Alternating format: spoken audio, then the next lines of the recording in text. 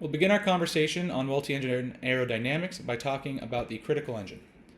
The critical engine is the engine whose failure would most adversely affect the performance or handling qualities of the aircraft. The aerodynamic factors that determine the critical engine can be summed up in the PAST acronym: P factor, accelerated slipstream, spiraling slipstream, and torque effect. In conventionally rotating twins with clockwise rotating propellers, the left engine is going to be critical. This is the case in 7261 Yankee. In 84 Juliet Sierra with counter-rotating propellers, there is no critical engine. Starting with P factor, if you recall from your single-engine training, P factor is the result of a high angle of attack. At low speeds, the descending blade produces more thrust. This shifts the center of thrust to the right of the propeller hub. Now, in a twin, the center of thrust on the right engine is out here, and on the left engine is here. On the right engine, we have a larger moment, a larger arm from the center of thrust to the center of gravity of the airplane. So if we lose our right engine, our left engine has a relatively small arm that's going to cause a yawing moment. However, if we lose our left engine, we have a larger arm. There's going to be a greater force, and you're going to have to use more rudder to overcome that asymmetric thrust from the operating engine. This makes the left engine more critical than the right. Accelerated slipstream is closely tied into P factor. The descending blade of the propeller is creating more thrust. That is going to shift our center of thrust to the right of the propeller disc. On twins like we have, the engines are placed directly on the wings. So when they are operating, they are accelerating a column of air underneath the wing, which is going to generate lift. Since our center of thrust is offset to the right of the propeller, on the right engine, the arm is farther out. It's going to create a greater roll moment than on the left engine, which has it on the inside. Therefore, if we lose our left engine, it is more critical because there is a greater roll moment coming from the right engine's accelerated slipstream than from the left engine's. Spiraling slipstream.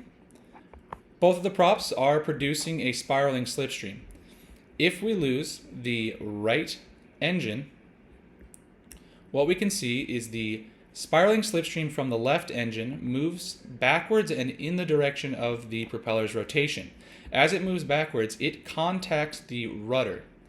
This provides a force yawing the aircraft that is going to counteract the asymmetric thrust from the operating engine. The engine's trying to push us to the right, and the force on the rudder is actually helping keep us to the left.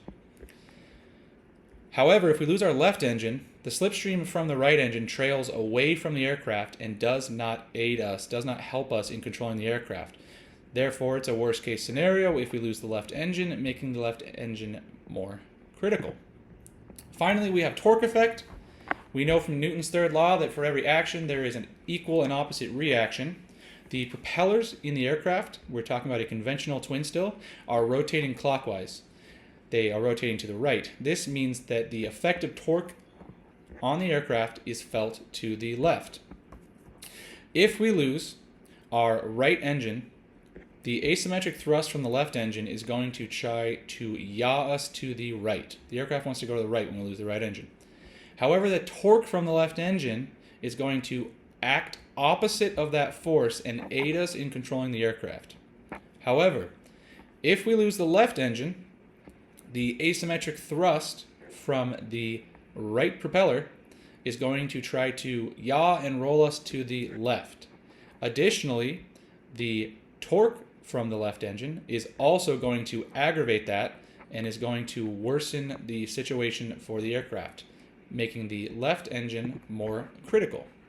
Now on 84 Juliet Sierra, the reason we do not have a critical engine is because both propellers are rotating inwards towards the aircraft.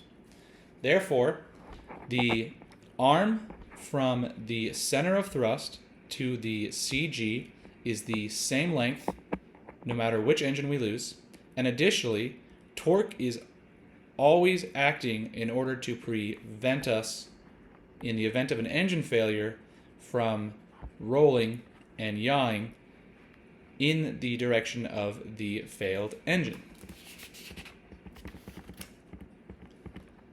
And that is critical engine.